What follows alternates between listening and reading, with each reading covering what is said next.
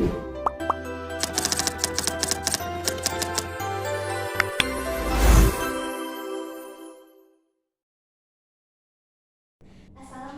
warahmatullahi wabarakatuh.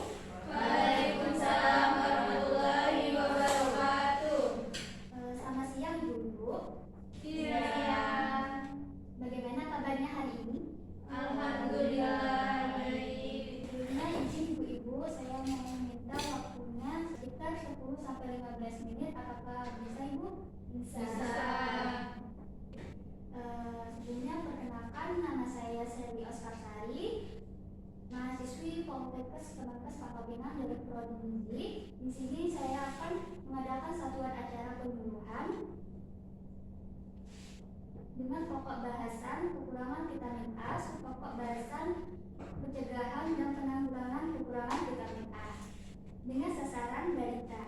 Adapun tujuan saya agar orang tua dan balita diharapkan memiliki pengetahuan dan sikap positif terhadap tentunya vitamin A dalam mencegah kekurangan gizi dan meningkatkan kesehatan anak. Dengan media yang saya pakai adalah web. Ibu bisa melihatnya. Dalam pencegahan dan penanggulangan kekurangan vitamin A, yang pertama ada pemberian ASI eksklusif dari 0 sampai 6 bulan. Nah, di mana ASI ini mengandung vitamin A untuk pertumbuhan dan daya tahan tubuh bayi. Yang kedua, MPASI bergizi seimbang setelah usia 6 bulan. Nah, di mana pada usia 6 bulan sudah diberikan makanan bergizi seimbang seperti sayur, protein hewani dan yang lain-lain. Yang ketiga, pemberian suplemen vitamin A. Dalam pemberian suplemen vitamin A diberikan dua kali dalam setahun, yaitu pada bulan Februari dan Agustus. Yang keempat adalah hidup bersih dan sehat.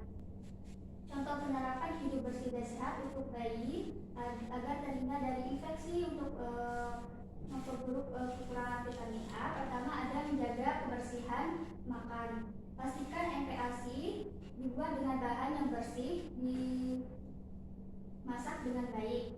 Yang kedua, gunakan peralatan makanan bayi yang sudah dicuci dengan air bersih dan sabun.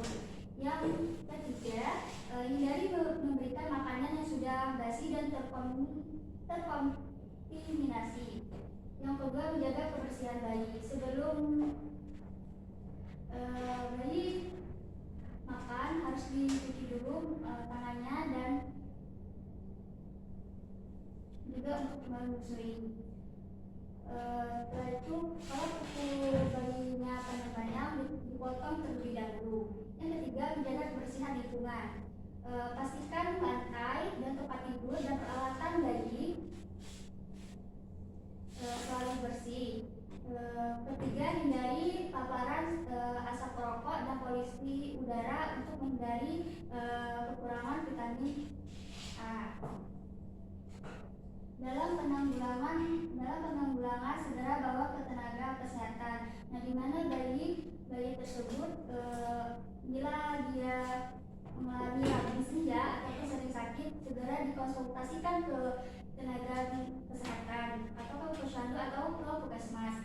Yang kedua, pemberian kapsul vitamin A sama juga dengan pencegahan, diberikan pada tiap 2 kali dalam setahun, yaitu dari bulan Februari dan Agustus.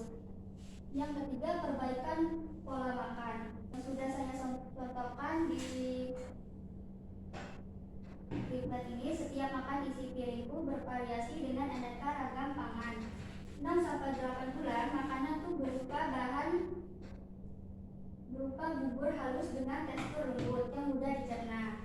Contohnya bubur labu kuning, ayam, wortel, dan ataupun pura, pisang, dan alpukat. Pada usia 9-11 bulan, makanan lebih kasar seperti nasi tim dengan sayur, protein hewani agar anak mulai terbiasa tekstur padat.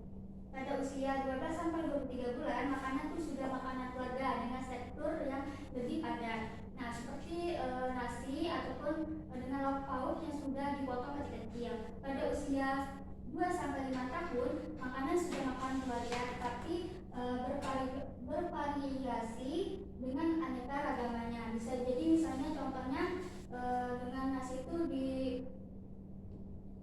dibentuk dengan lucu-lucu kayak seperti wajah ataupun yang lainnya. Dan materi yang sudah saya sampaikan, saya akan membuka sesi tanya jawab. Apakah ibu ada yang mau bertanya?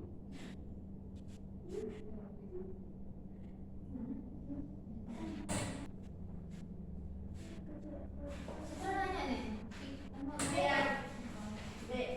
Bu, silakan. Pertanyaan dulu. Perkenalkan, saya Ibu Dika.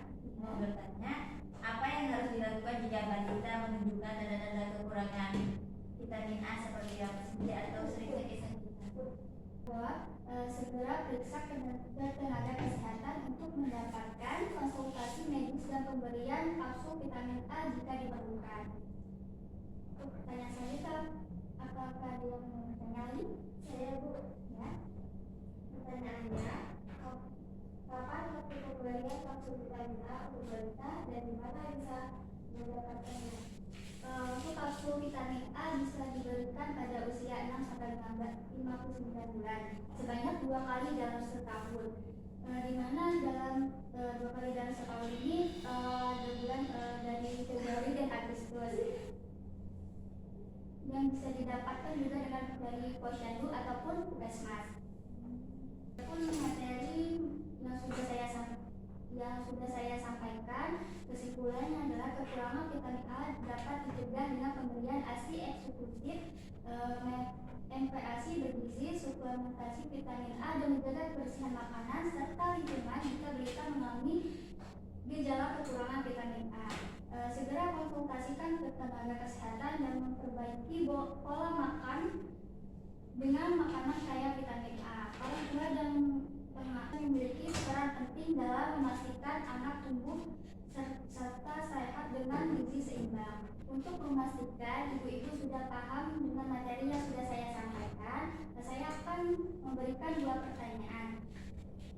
Ibu-ibu sudah apakah bisa menjawabnya dengan pertanyaan saya? Insya Allah bisa. Pertama, mengapa vitamin A penting bagi pertumbuhan dan perkembangan balita? Saya, Bu.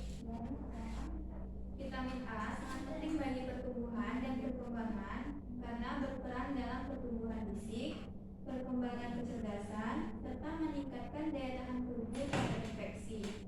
Kekurangan vitamin A dapat menyebabkan gangguan pada sistem kekebalan tubuh, sehingga balita lebih rentan terhadap penyakit seperti pneumonia dan infeksi lainnya. Untuk pertanyaan kedua, apakah langkah utama dalam mencegah kekurangan vitamin A pada balita? Ibu, silakan. Dalam mencegah kekurangan vitamin A yang dilakukan yaitu memberikan suplementasi vitamin A, yang kedua memberikan ASI eksklusif, yang ketiga pemberian MPASI bergizi, yang keempat edukasi orang tua dan pemantauan kesehatan balita. Baik, Bu, terima kasih telah menjawab pertanyaan dari saya. Jadi sudah paham ya Ibu yang materi yang sudah saya sampaikan? Sudah. Sekian penyampaian materi yang sudah saya sampaikan kepada ibu-ibu. Saya akhiri. Apabila ada kesalahan dan kekurangan kata-kata, saya mohon maaf. Wassalamualaikum warahmatullahi wabarakatuh.